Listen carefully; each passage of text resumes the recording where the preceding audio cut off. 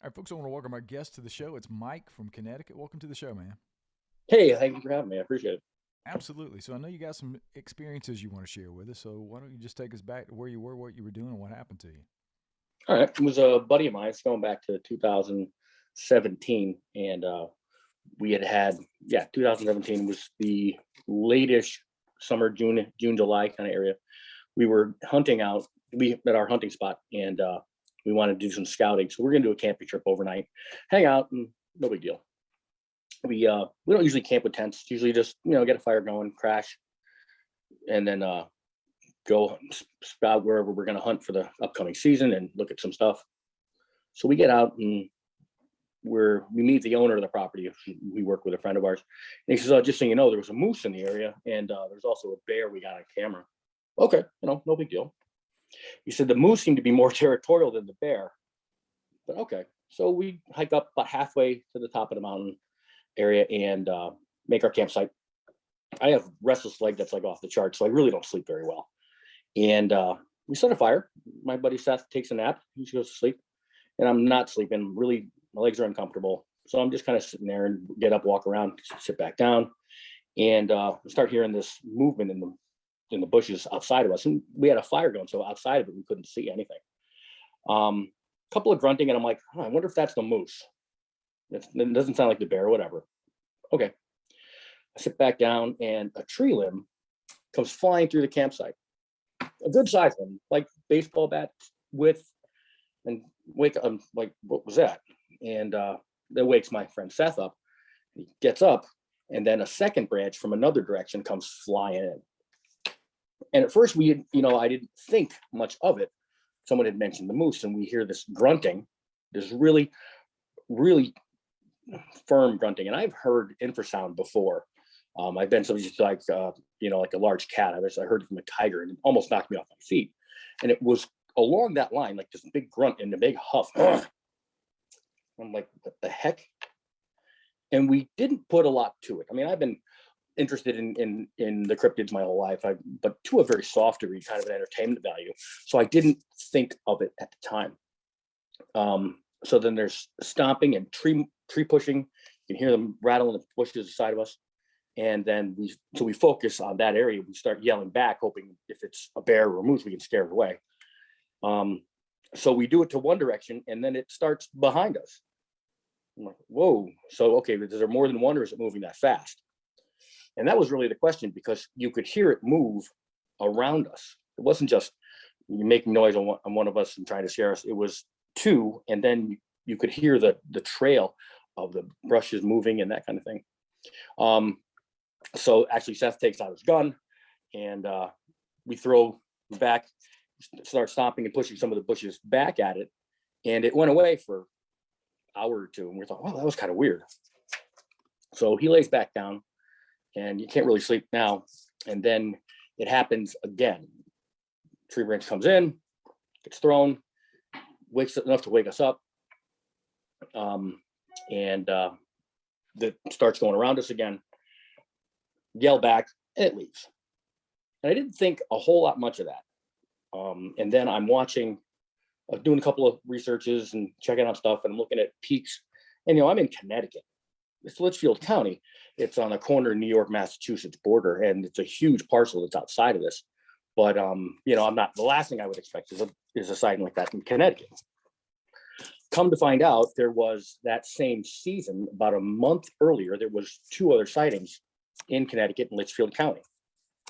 So that was what made me kind of re-enter that into my brain. We sat down and said, I think, pretty sure that we were in somebody else's spot. We'd gone out after that, and we'd seen some interesting footprints, but there's so much traffic from logging that's been being done that we really couldn't make anything of it. And then after that, I started trending a couple of things and finding some things that were more interesting. But as far as the aspects goes, this is I don't say a populated area, but it is not. Again, I'm in Connecticut. There's, even in Massachusetts, there's not a lot of space. So it was never a primary thought. But after that, the previous sightings that we had, that was kind of our conclusion. So I've come to understand and believe that these things live closer to the edges of society than one might think. You A know, lot. yeah, I think, some people have it's probably because some of the people I've had on the show, like Ron Moorhead, who had experiences 8 miles out into the middle of the wilderness, right? Or up in British Columbia, Canada, on 6,000 acres. But plenty of people have these experiences in areas like I'm in here in North Carolina. I mean, we're right. I can drive 10 minutes to Walmart, but yet I'm surrounded by hundreds of acres of property on the front side, back side, and either side of my property.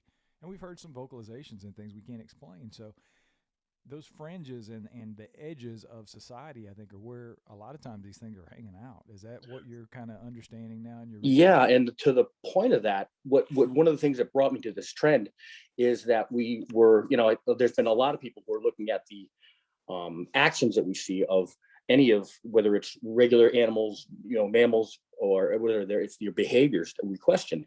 And what we question is why would these elusive creatures be on the fringes, and what changes their behaviors? So with that, I had a discussion. This is going back to 2013 or 12. It was 12. I had gone down to Kentucky, Eastern Kentucky, and I was doing a beekeeping seminar. I'm a beekeeper and a hive designer. And I had been down there talking with a couple of people who I was building one of my hives with. And we were talking about, how do you protect it from bears and that kind of thing. And then a very small conversation jutted off to, well, then there's the Kentucky wild man. And I didn't think a lot of it at the time. I was down there with a woman named Tammy Horn, who's part of Eastern Kentucky University, and she does land reclamation with beekeeping for mining sites. So we have these very big expanses, and that was kind of an off conversation that someone had going forward. One of the things that I recognized, and actually from watching BFRO, Finding Bigfoot, is all of the interviews that they show. If you look in the background, there's these huge expanses, and one of them actually is a background that Cliff is talking in of rhododendron and azalea, which are two of the most popular shrubs in the area. I don't know if you're familiar with mad honey.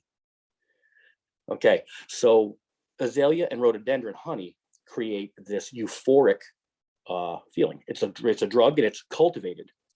Oddly enough, one of the places that it's actually cultivated is in Nepal, home of the Yeti. Yeah, so mad honey it comes from rhododendron, and with Home Depot, what it is we have more rhododendron and azalea than almost any other shrub, and it creates this euphoric. And find out enough that bears and possibly one of those relic hominids we call Bigfoot could be finding that, and one of the the gray ionotoxin is what's part of it, is the aspect of what creates that. And the other one, so they crave it, and then you mix that up with a lot of the digitalis that we have. So the wild honeys that we're creating are full of these euphoric aspects.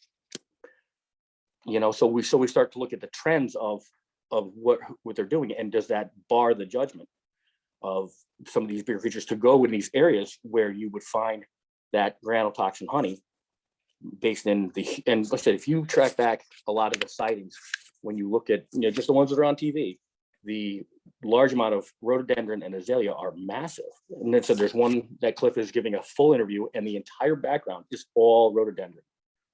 So I start to wonder, is this an ingredient in some of those advent behaviors that we see? It's a pretty interesting theory, man. I've never really heard anybody talk about that. So is that Yeah. something that you're starting to get into as far as your research is concerned? Yeah. So I've started trending the bloom of that and the sightings.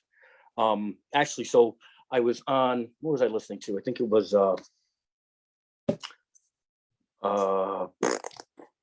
was listening to a podcast, and they were talking about the spikes during the summer, that there's usually a lull in the summer, and then there's a spike in late June, July, then it falls off again, a lot of the spikes that we see.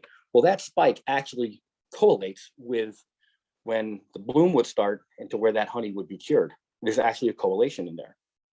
I thought that was interesting, and I can trend it most of the eastern seaboard. I haven't gone A lot of places, rhododendrons, where the zone is and when it blooms, but you can almost have a rhododendron azalea bloom any time of the year in the United States.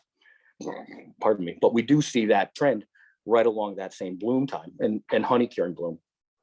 And so I started questioning, what are these advent behaviors that are causing these sightings? Another one is interesting, that we talk about high meat. I don't know if you're familiar with high meat. So in the world of bears and these greater mammals, they're very often omnivores, and they eat a lot of carrion. Well, carrion is rotting, of course, and a lot of animals. It's very popular in the Pacific Northwest. As a matter of fact, when you have a whale that beaches up, it usually will sit for a very long time before the predators really take an interest in it. So, and they actually will show that the polar bears and the grizzly bears, depending on where it's landed, relish this rotting meat, and they will roll around in it, and they will become completely euphoric just from the rotting flesh, and they will choose the rotting flesh over a fresh kill. They stop hunting. They act in and all of their behaviors are completely parallel to what you see in a human bad behavior, outside of the bar, where they stop socializing the same way they do, and things like that. They relish this rotten meat. So you have that aspect, because it's become a rotten meat is a small trend right now with people eating it. It's on TikTok and whatnot. You can find people eating rancid meat that's a year old, and it provides this euphoria. We see the same thing in animals. So with whale kills and that kind of thing, it's not that it's a huge portion, but are these small behaviors of these animals, no different than us, finding euphoric substance and then acting in poor behavior because of it? So, what other aspects of poor behavior do we have? And there's the adolescent train of where the bigger Bigfoots are and the smaller Bigfoots are, and is there a growth pattern of trainers that we're seeing, how they behave around each other and their diet. That's interesting, man. I've never really thought about any of that stuff. And I hear people tell their stories often, and I'm like, what would make this thing present itself to a person in this area? And there's got to be an explanation for it, right? And it's either the person that's telling the story's full of shit and they're making it up, or there was something off with this creature, because if they're as elusive as I believe that they are, most people believe they are, why the hell is it stepping out in front of a car in the middle of the day? Why would, and then there's the curiosity factor that they have. That's unquestionable, and we say, well, maybe there's a food process, but they watch children and that kind of thing. And sometimes they act in this very odd behavior. And when we start looking at what I recently started looking at, and I have to admit that this is not as founded as I'd like it to be, when we look at the behavior of the Sasquatch, the bigger ones act in a very different manner of the shorter ones. Aside from this being a sexually dimorphic, male female, but are the juveniles the ones that we see more of, and are the broader ones? And is this a typical adolescent behavior that we see? And we see it throughout the animal kingdom. Whenever there's a great example is rhinoceros and elephants. When they don't have a bull as part of their herd, they act tremendously irresponsible. And many game parks in Africa have had to insert older bulls to corral the behavior of these younger adolescents. So, what are the key factors in the behaviors that we're seeing that are causing these, inherent behaviors that allow us to view them?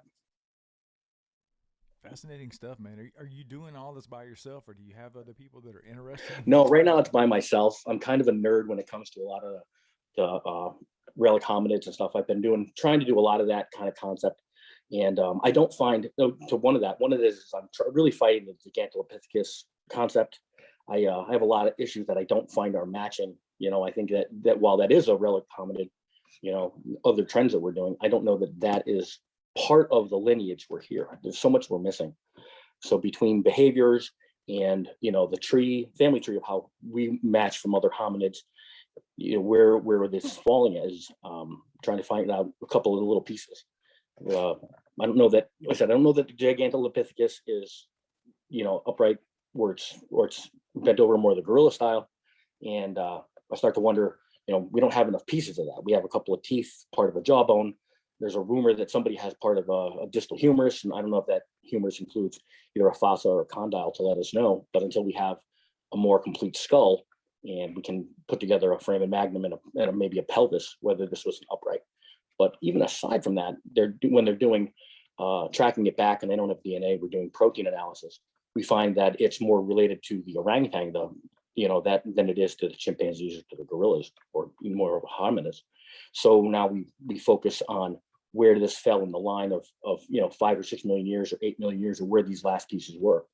So that's the next part of my investigation that I've been working on. But between behaviors and family tree, I'm trying to figure out how we can predict or even understand any of the behavior that we have. It's interesting stuff, man. I was talking to Levi Makovic yesterday, who wrote the Sasquatch Paradox. He's coming on the show where I interviewed him yesterday. And that was one of the things that I asked Levi is it's more about, to me, not what you think Bigfoot is. I know some people ask that question on the shows, and what do you think it is? I don't really get into that so much because everybody's got an opinion and nobody knows. I guess the question for me is, and I'll ask you this as a person who's researching and interested in the subject, and you clearly have knowledge. You're talking about Gigantopithecus and other things. Why do you think it is that we're at 2022 and we don't have definitive proof? Like, why is that we have all these anecdotal sightings, we have all this evidence that people have captured, whether it be pictures, videos, things like that? Why do you think it is that we don't have that definitive proof that these things are real and we can start the scientific process of figuring out exactly what they are? Honestly, I think that's an excellent point. And, I had kind of concepted that myself. When we go back to sightings of it, up until fairly recently, it was a wow, what is this? It had a very P.T. Barnum craze to it. Like, wow, look at the fascination of what it is. And now that so much of science has moved forward, we question everything. And everybody says we won't have proof that we have a body everybody agrees. You shoot one of these things and try to drag it out of the woods, you're never going to make it out alive. I've heard that 100 times and I agree with it thoroughly. But now, and again, it starts with the Patterson film. We see this, and for years, everybody watched it and looked at it and thought, wow, the creature's amazing. And now we're looking at it, we're going, well, what about this creature that's amazing? It's a female. There was another. She now has a name. What was she doing? Where was she going? We have enough interest that says, this is not just an odd thing to see. This is a true, amazing part of our world history. Does this match up with our lineage? And every piece of action says, wow, what does this have to share to our knowing of our environment, of our world? How can this, if this large creature can be hidden, what else is really out there? And I think it's really stirring a lot of the mindset of people who maybe before were skeptical of anything, that there's so much more of this world that we don't know. I think it really tickles that part of our intellect and our cognitive ability of the things we don't know. Then it reached into more of these cryptic aspects of, wow, we really don't know. We look into the oceans to find anything. We find, new species every day. The billy ape is only a couple of years old and people are starting to grasp onto that. Like, how did we not catch this really intelligent creature? So we're looking at these lineages, and the scientific portion of it is really, really grasped on. And you have people like Dr. Jeff Meldrum, who's now, and is an accomplished academic person who says, look, this is real. And people are starting to go, well, you're making some sense. And when one person is jumping into a thought process of another and says, you're making sense, and I'm starting to understand you, it really makes all the little pieces more important. And now we want to know, well, how does it live? How is it moving? How is it breeding? Why don't we find these fossils? Why don't we find the body pieces? And we look back, and even if we look back into the fossil record about Gigantopithecus, we find that there are huge gaps that we don't have. And how do we not have these gaps? We can find fossils of smaller monkeys, other apes. We can find dinosaurs. We can find every kind of fossilization that we're finding. And even this one that we know exists, Gigantopithecus, does exist. All we find are hundreds of teeth and pieces of jawbone, and we can't find any more. If there are hundreds of teeth, somewhere should be the rest of this body. We can't find it in the fossil record. We can't find it today. So it lends to this huge part of our, the imagination. So many people are caught up in the imagination of what is it, that romantic factor. And anybody who would be skeptical wants to put their intellect behind it and says, what are their behaviors? What are there? What kind of skin do they have? What's the difference between this? Are there different species, subspecies in and of that? Between, we call them like, the skunk ape or the wild man or the Sasquatch, and we see small differences that we minorly assess. And those minor assessments are based on blinking views, let alone being able to study something like that. So I think that it's gone from this cryptic weirdo tinfoil hat to this scientific process that people can really embrace. It's one of the things Levi and I talked about yesterday, and I talked to Meldrum about it when I had him on the show. Is there is thankfully this group that Jeff Meldrum is seeing in his classes and around as he travels the country. He's seeing these scientific minds, these younger kids that are into the subject, that will hopefully pick it up and carry the torch after he's gone. I mean, we've lost so many people. Meldrum really is the only scientific person out there in academia that I'm aware of that really takes this seriously.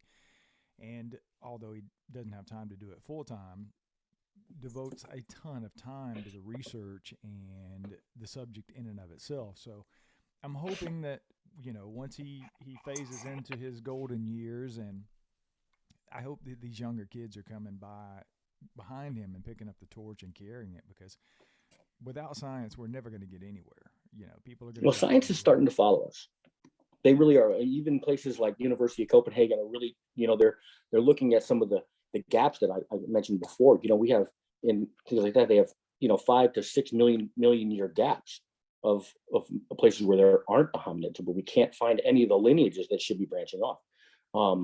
Another one is the University of Michigan that talks about the same kind of behavior, and there's people who are following us. And now that there's a couple of people who are relatively in academia who speak intelligently, not just and it's unfortunate that you hear somebody say, I don't see my and nobody wants to pay the mind, and that's not fair.